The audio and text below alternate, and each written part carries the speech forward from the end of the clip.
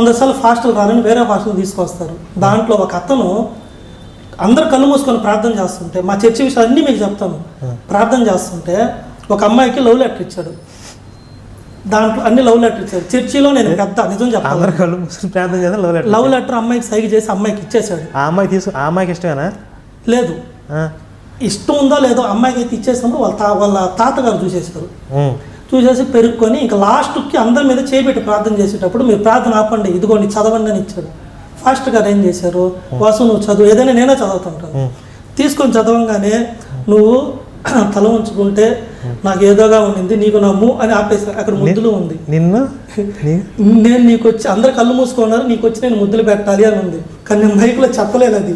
అంటే అక్కడ చర్చిలో చదువుతున్నా, మీరు తలదించుకొని ప్రార్థన చేస్తుంటే నాకు నిన్ను చూడగానే అనగానే సార్ ఇది చదవకూడలేదు సార్ అన్న.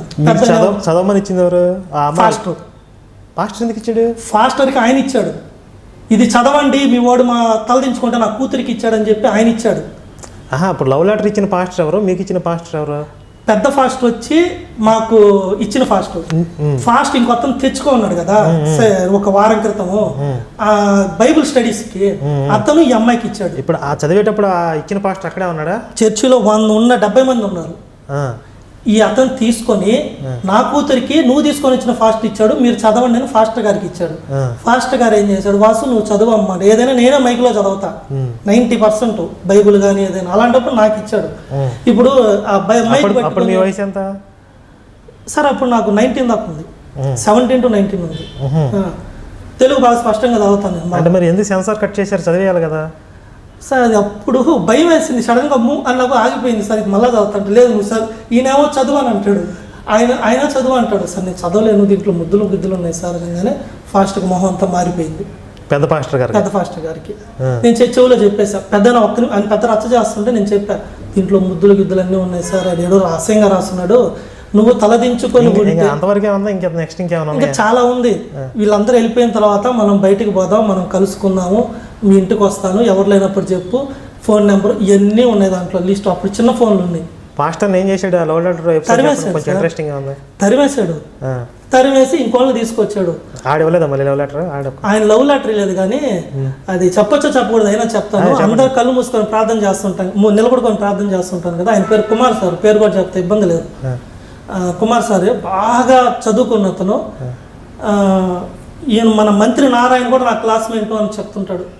ఆయన కళ్ళు మూసుకొని ఉంటే ప్రార్థన చేస్తుంటే, లేడీస్ కానీ ఉంటే ఈ ఇది అది ఇలా పరిశుద్ధాత్మ వచ్చినట్టు ఇట్లా దాడుతాడు,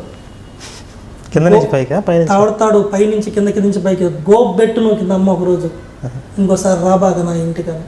మా ఇంట్లోనే జరిగింది అది. అంటే వేరే వాళ్ళు ఉన్నారు, పరిశుద్ధాత్మ వస్తే అట్లా చేస్తాడు. ఆయన ముందుకు వచ్చి చేస్తాడు. అంటే మా కూటాలు పెడతాం కదా, అప్పుడు 4-5 ఉన్నప్పుడు ఎక్కడ 2-3 కూడి ప్రార్థన నా నామను ప్రార్థన చేస్తారు, యేసు అక్కడ ఉంటారని చెప్తారు కదా, అప్పుడు ఉన్నప్పుడు వాళ్ళు అట్లా చేస్తారు.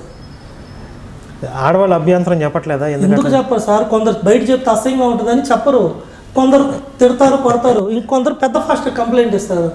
పెద్ద ఫాస్ట్ ఏమంటాడు, నేను మాట్లాడతలేమ్మా, పొరపాటున ఏదో తగులుంటుందిలేమ్మా. అదేంటి పొరపాటు? పరిశుద్ధాత్మ వస్తే ఈయన ఏం చేస్తాడు పాపం?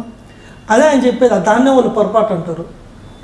పొరపాటు అని చెప్పేసారు వాళ్ళు. ప్రతి ఒక్కరు వాళ్ళకి నమ్మకం లేదా ఈయన పరిశుద్ధాత్మ వచ్చిందని? మేము నమ్మాలి, వాళ్ళు నమ్మరు. ఆయన పరిశుద్ధాత్మ వచ్చి తాకాడని మేము నమ్మాలి. కానీ ఆమె బాధపడుతున్నా, నువ్వు పరిశుద్ధాత్మ నన్ను దాకా మగవాళ్ళు, నన్ను దాకా మగవాళ్ళు రాడు. ఆడవాళ్ళు ఉన్నప్పుడే ఆ పరిశుద్ధాత్మ వచ్చినప్పుడే ఇట్ట ఆడికి ఇది